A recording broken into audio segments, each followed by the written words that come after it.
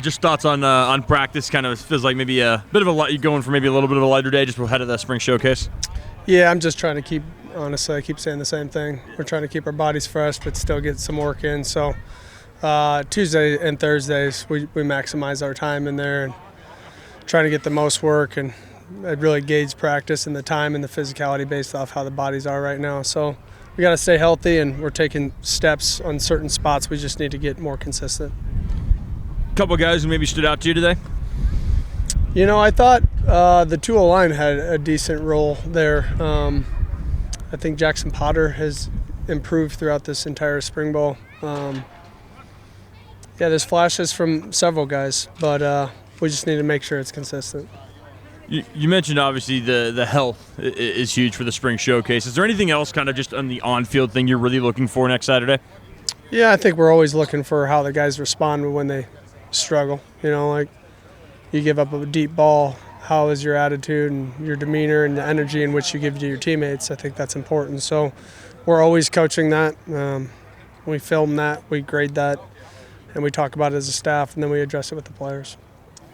You always want to avoid injuries, but I'm curious about that approach during spring ball. Have you always kind of approached it that way, or how has that kind of evolved over the years?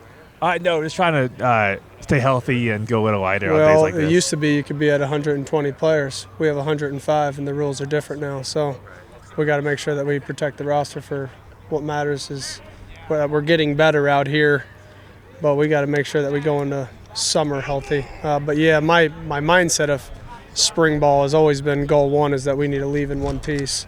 So, but they need this, and it's just I think injuries come the longer you do it. But we got to get better at tackling and blocking and doing things full speed and not worrying about always staying on our feet. Is there a way that you found to kind of mitigate injuries during practice, or is it more about just kind of limiting the time that you're out there?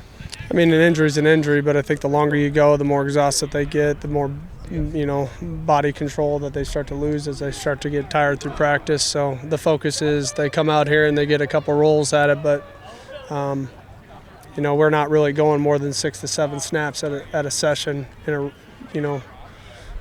with the starters or the ones right now. So yeah, we're just trying to make sure that we leave healthy more than anything else. I noticed Devin and BG were out today. Any update on them? Yeah, not a ton. They're a little dinged. Devin's a muscle thing, and BG ended up getting surgery, and he'll be back in the next month. What do you need to see for the last week of practice? Better communication, better knowledge. I think there's too many times that we break the huddle. We may have lined up or run out of the huddle the wrong direction, and communication on the perimeter of knowing what route I have right away and seeing the coverage and adjusting defensively. Constant communication, tackling, getting off blocks, just the basic fundamentals I think are the necessity of improving right now. So we'll take steps mentally this summer as well, but right now while we have the active ability to be live and tackle, I think it's really important that the technique and the detail is there. This is the most indie, I guess, the team's ever done. I'm a big believer in indie and trying to transfer that to the team settings. How do you balance expectations in spring, or is it more of evaluation, just hands off? Yeah, I think every player needs to be evaluated individually as far as how they're helping the team. I think it's hard right now. We're not setting a depth chart. The kids will compete all the way through the summer and into fall camp. So if I'm asked about depth chart stuff, none of that stuff matters right now. There's a couple key pieces that have earned rights just because they're leaps and bounds ahead of the guy ahead or behind them. But right now it's just about individual progress and making sure that we're collectively somewhat communicating and coming together on both offense and defense. What was the process of finding Coach Kirkwood in a pinch, and is there a prior relationship there? Yeah, I've known DK for a long time. He was a high school coach coming to South Dakota State a long time ago, and he always coached with great energy. And then he actually coached with Coach Freund at UND, and so there was a prior relationship there. I've known him for years. Prior to this, Coach Rouse has had potential opportunities to go elsewhere, so this interview process was fairly quick for me because I've already done it with him before, and he could have joined us at our last spot had Rouse had left. So natural transition. He knows us. I know him. He's a great coach, and I'm excited for what he can do for the group. Well, have you seen your running backs respond to the transition, and just what's that mood in the room been? Oh, obviously it's, they loved Coach Rouse, but this group is resilient. They're just excited that, we got a coach that's coming in to get them better and hold them accountable and push them, and that's why they came with us. That's why players stayed.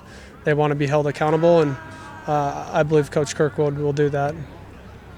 Through 12 practices now, has there been one guy, maybe not necessarily a South Dakota State guy, but a guy that, you're kind of new to coaching that has maybe just looked different out on the field than he did on tape or highlights or what you'd seen before? I think Brock Dew is a standout. In all honesty, when you look at him, he doesn't have these freak intangibles. He's just a good football player, and he's a great leader, and he does what he's asked to do. And he has been a great, not necessarily a surprise, because I recruited him out of high school, but he's as good as what I thought he would be coming here, and he's been really consistent. And then I asked about Andre Dollar last week and just noticed he wasn't out here again. Just any further update from what you had last Saturday? He's had some injuries, and he's working through that right now to see if he'll get cleared for medical. I don't make those decisions, and so that's what we're working through right now.